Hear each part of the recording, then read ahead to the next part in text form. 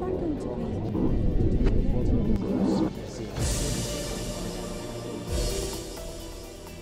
Imran Khan captained Pakistan to victory in the Cricket World Cup in 1992. When he bowled his last cricket ball, he made his final runs. One of the world's best-known sportsmen retired to devote his time to social work. But politics came calling.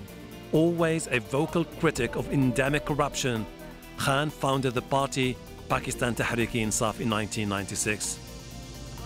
PTI's promise was to ensure justice for all. As party chairman, Khan won his first seat in the National Assembly in 2002. 6 years later, his popularity soared when he boycotted the election in principled stand against corruption. To the surprise of the political establishment in the capital Islamabad, hundreds of thousands of supporters rallied in Lahore and Karachi in 2011. After several political victories, his campaign appealing to the younger generation succeeded, with the promise of creating a corruption-free new Pakistan. Khan was sworn into office as the country's 22nd Prime Minister in August 2018. So, 2 years on, how's the fight against corruption going? How is he coping with the geopolitical changes? Has he turned the economy around? What about human rights and media freedom? And how he's managing Pakistan's response to the COVID-19 pandemic? Some of the questions we put forward as the Prime Minister of Pakistan, Imran Khan, talks to Al Jazeera. Pakistan's Prime Minister Imran Khan, thank you for talking to Al Jazeera. Prime Minister, 2 years now in power. Those who were watching you 2 years ago still remember the promises you made about clamping down on corruption, mismanagement, unemployment, falling debt, creating 10 million jobs, providing low-cost housing, sophisticated education services and health services. For many people, by the way, Mr. Prime Minister, you haven't so far delivered on those promises. Why? Hashim, think about any economy in the world which faced similar problems what Pakistan faced. Huge deficits, external and internal. And then the power sector in serious trouble. No country can immediately snap its finger and everything, the reforms take place. It's a struggle.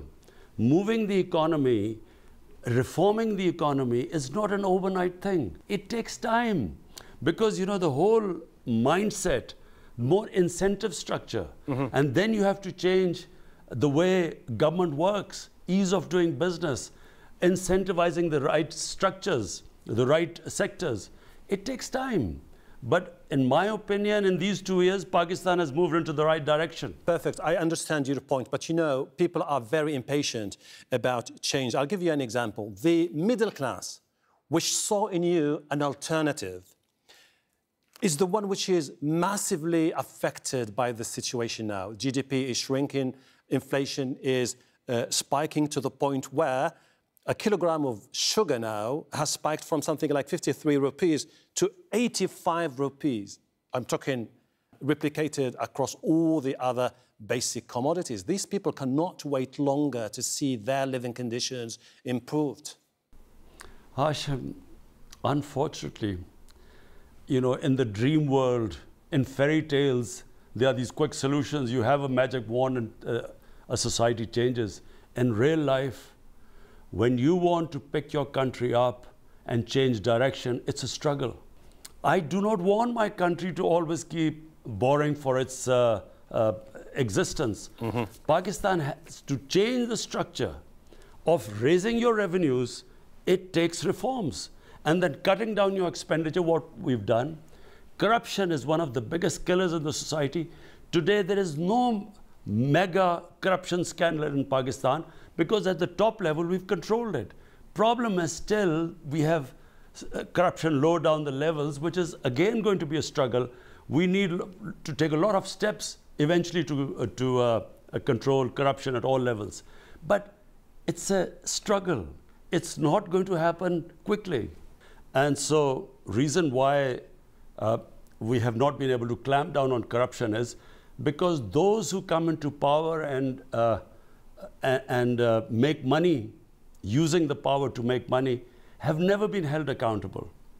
And so this is the first time in our history that the powerful are being held accountable. Let's move on to COVID-19. The whole world, not only Pakistan, are grappling with the fallout from this pandemic. From June, when people were thinking that this could be a nightmare scenario for Pakistan, to now, where the number of infections seems to be falling down. What happened in between, Mr. Prime Minister? In Pakistan, we made probably the best decision, very difficult decision. We decided not to have this sort of lockdown that was in Europe or that was in Wuhan in China. We decided to go for a smart lockdown. In other words, concentrate on hotspots and lock them down rather than a blanket lockdown. Because in my opinion, when you have high levels of poverty, when you have daily wages, people who have to earn to feed their families, and in our case, we had almost over half our workforce was informal. I see your point. So if we put a lockdown on these people, there was more chance of people starving to death. We're still talking about domestic issues here, Mr. Prime Minister. I would like to talk about the freedom of speech, which is under attack in your country. I still remember when you said repeatedly in the past, there is absolutely no way that media freedom or freedom of speech would be curtailed under my watch. It's now being curtailed under your watch, Mr. Prime Minister. Hashim, what is the evidence? Can you just tell me how we are curtailing the freedom of speech? I'll tell you. International human rights organizations, as well as local organizations, are talking about a trend where journalists, activists, critics have been intimidated, silenced, kidnapped, to the point where they are saying that Pakistan has one of the worst records in the world for enforced disappearances. In my 2 years in power, tell me how many journalists have been kidnapped in Pakistan? People are talking about cases of people intimidated. Hashim, let me answer this. Let me answer. If all I want any independent institution to just in these 2 years in Pakistan do an assessment of freedom of speech as in the papers or as on media, I can tell you that in my country's history, no government has taken such criticism. Criticism I don't mind, but blatant propaganda against a government like it has happened against us. So do you think these accusations are politically motivated? Hashim, let me explain. I spent, almost 20 years of my life in England. I know what freedom of speech is. In England, some of the things that have come up in the media against me and my government ministers, had that happened in England, we would have claimed millions of dollars of damages. Unfortunately, it's us, the government and the ministers, who feel unprotected. It's not the media. There is not one instance. Maybe some journalist claimed, we don't even know what the reason was. He was picked up for a few hours. In these 2 years, it's unheard of. What do they call intimidation? I mean, if someone publishes a fake news against the Prime Minister and the Prime Minister then takes him to the court, is that intimidation? It happens anywhere in the world. If the British Prime Minister was subjected to the sort of things that I have been, he would have been now millions of dollars richer because he would have won in the libel cases. I know what libel cases are. If anything, the pendulum has gone the other way. We need protection. People are asking questions about why senior military officers are taking charge of many major departments in Pakistan when you should have been putting more civilian faces for the international image of your country, Mr. Prime Minister. What international image? This is a democratic government. We won an election. We challenge anyone to question the election. We ask the opposition, name us any constituencies which you think you didn't get a fair result. We are ready to open them up. Let me put it this way. How would you describe your relationship with the army's top brass? I think this is, in our history, we've had a checkered relationship between the civilian and government sometimes.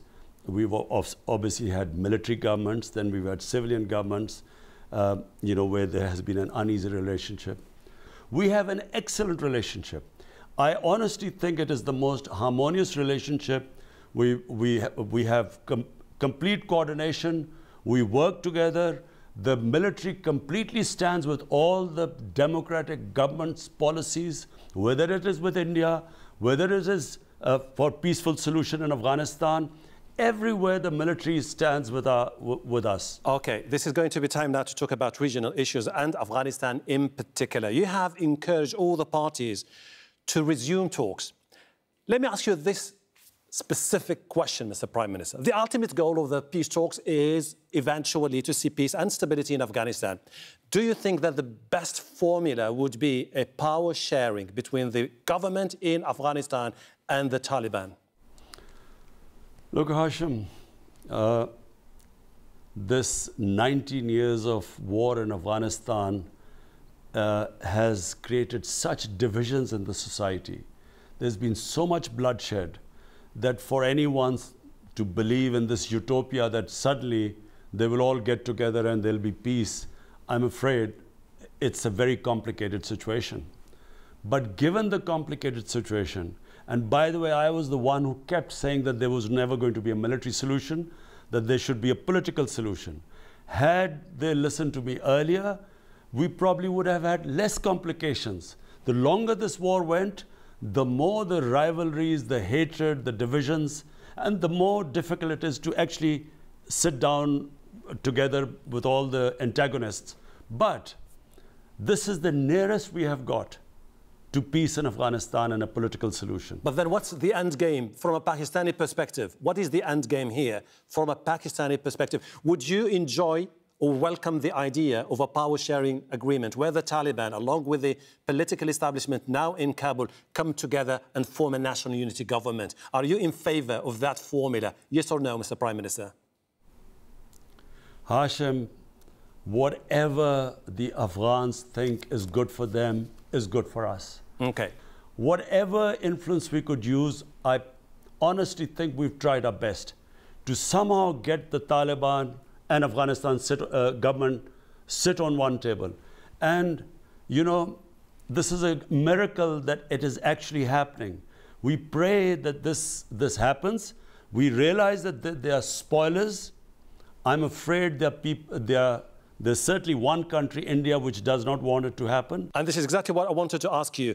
You have been always skeptical. I'm talking about of a Pakistani established political elite. They have always been skeptical of the post-Taliban governments based in Kabul. Is it because you feel like they are leaning more towards India?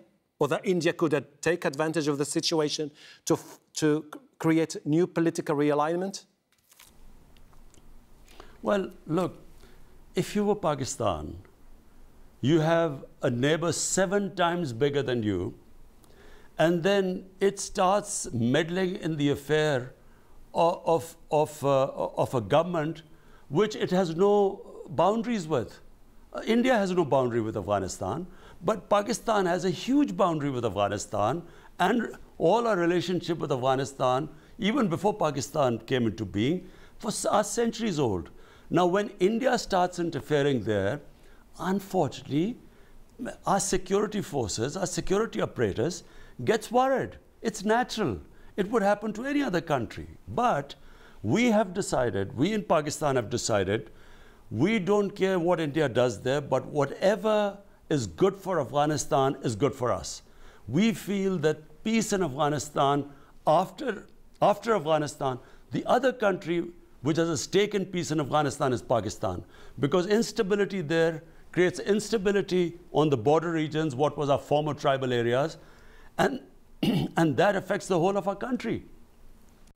You've been saying basically that you are always open to dialogue with the Indians to end the issues that you've been having with it for many, many decades, particularly the issue of Jammu and Kashmir.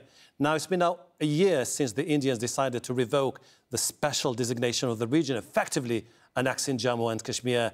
Do you have any hopes that with Narendra Modi you can sort it out?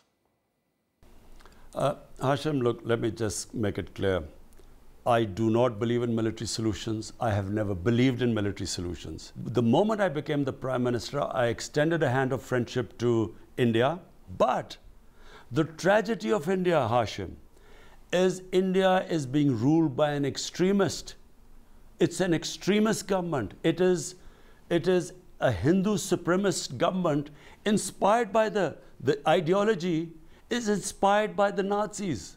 And what I'm saying, the Nazi Germany, what I'm saying, all you have to do is look at the history of RSS, which basically is ruling India now. It was an extremist organization. RSS thrice was outlawed in India as a terrorist organization. They now control 1.3 billion people nuclear armed. That's the tragedy what's happened in India. I know India better than most Pakistanis. It's not just that our neighbors, we are threatened. It's not what they're doing in Kashmir. Hashim, it's for people in India. The sensible, the normal people in India. It's a tragedy for them what is happening there. But don't you see that Pakistan itself should understand that they cannot continue as a country to see themselves as the victim forever? And just I'll give you a hint here. You've been trying to rally international support. The United Nations Security Council met 3 times about Kashmir. Absolutely no strong sign of solidarity with your country. All symbolic gestures. Don't you feel like you've been abandoned by Western allies? Hashim, number one, Kashmir is a disputed territory between Pakistan and India since 70 years. Now, this disputed territory on 5th August last year was taken over by India by brute force. 8 million people in Kashmir in an open prison and 800,000 Indian troops in the valley who are now oppressing them. Now, we have knocked all doors and we will keep doing so. We went to I spoke in the United Nations Security Council. I've spoken to the heads of states. This is an extreme injustice, not just for people of Kashmir. If this escalates and if this breaks up into a conflict between Pakistan and India, this has implications for the rest of the world. That's why it's serious. But why the world is not saying anything right now? This is the problem. Because, Hashim, listen, Hashim, let me make it clear. No, Hashim, let me make it clear. Sure. The reason why the world or certain parts of the world are not responding, because unfortunately, countries worry about their commercial interest. They look upon India as a huge market. And so they are willing to ignore this huge travesty of justice that is taking place there. It doesn't mean that we will sit down quietly and accept this. We will keep trying. I understand your anger and understand your frustration. Is it the reason why your foreign minister delivered an unprecedented sharp rebuke of the Organization of the Islamic Countries about Kashmir in particular, to the point where the Saudis were really, really angry about what your foreign minister said? Hashim, first of all, it's not frustration. I believe that countries struggle.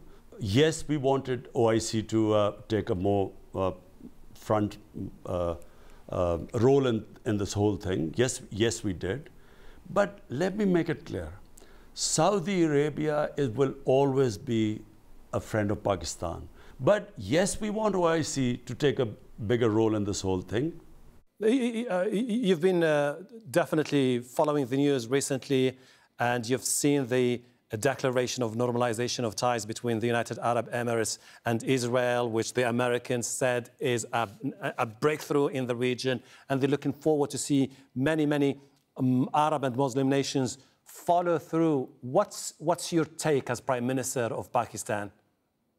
Any one-sided settlement which is going to be imposed on the Palestinians is not going to work, because the issue will never get resolved. And, you know, Israel is in a very strong position right now, probably the strongest it's ever been. It's backed by the United States. But Israel too must recognize this, that if they do not allow Palestinians to have a just settlement, a viable state, this issue is not going to die down. Even if some countries recognize Israel, it's not going to die down. It will just keep festering. It's in Israel's interest that there should be a just settlement. China, where does the economic corridor stand now? We're talking about an unprecedented mammoth project estimated at something like $62 billion. Many are hoping this is something that could change the face of your country. You've been skeptical about some aspects of it. You wanted to renegotiate some aspects of the deal with the Chinese. Has that been reworked with the Chinese counterpart? I don't know whether you've come up with these ideas about not being happy or trying to renegotiate. We have, China. You said that yourself You said that yourself when you were campaigning 2 years ago about the economic corridor and that you want... Not true. Not true. This is not true. Look, our relationship with China is better than ever before. For us, the way we look at it from Pakistan, our future, economic future, is now linked to China. China is growing at a faster pace than probably any other country. And Pakistan, can really benefit from the way China has developed, the way it has lifted people out of poverty. When you say China is our future, are you hinting that you are resetting ties with the United States of America, which has been your ally in the 80s and the 90s, and which has always been critical of the deal with China, saying that it could just put you in a debt trap? Why does it have to be either or? Pakistan doesn't have to be any camp. Every country looks to its own interests. What is best for people of Pakistan? Why can't we have good relationship with everyone? We probably have the best relationship with the United States right now because we are partners in peace in Afghanistan. We did not have such a good relationship a few years back. We have a very good relationship right now. And I do not see why it's either China or the United States. Mr. Prime Minister, this is going to be my last question to you. If you remember those who voted for you, those who had faith in you, those who saw you as an outsider, not affiliated with the traditional political dynasties of Pakistan, those who had genuine hope that Pakistan tomorrow will look different, modernized, transparent, efficient in terms of economy, and moving forward, departing from the past. Your country, unfortunately, till now, and its political elite in particular, is trapped in a past mindset. And you must agree with me that you have this very small window to change the country. Otherwise, it's going to be too late. Do you have that feeling? Are you concerned about that potential? What are you going to tell the people who are going to vote for you in 2 years from now? Hashim, I don't look upon Pakistan like the way you're saying you have a small window. I think Pakistan is a country of tremendous potential.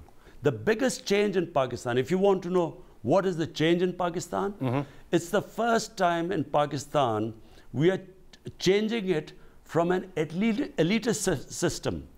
Pakistan has what we call elite capture. Unfortunately, Pakistan, the rich kept getting richer and the poor getting poorer. We have changed this whole thing. All our policies, whether it is the construction policy, whether it is the education policy, all our economic policies are aimed at raising people out of poverty. The difference between Pakistan of now and before, our main concentration are the people of Pakistan. Policies aimed at giving them justice, giving them education, a health system. First time we've got health insurance in Pakistan so that the poor people have health insurance. They can not worry about the cost of treatment. These are new changes in Pakistan. One education system, core syllabus, which from next year starts, we had 3-tier systems. So we're changing the way Pakistan will grow. Imran Khan, Prime Minister of Pakistan, I really appreciate your time. Thank you, and thank you for talking to Al Jazeera.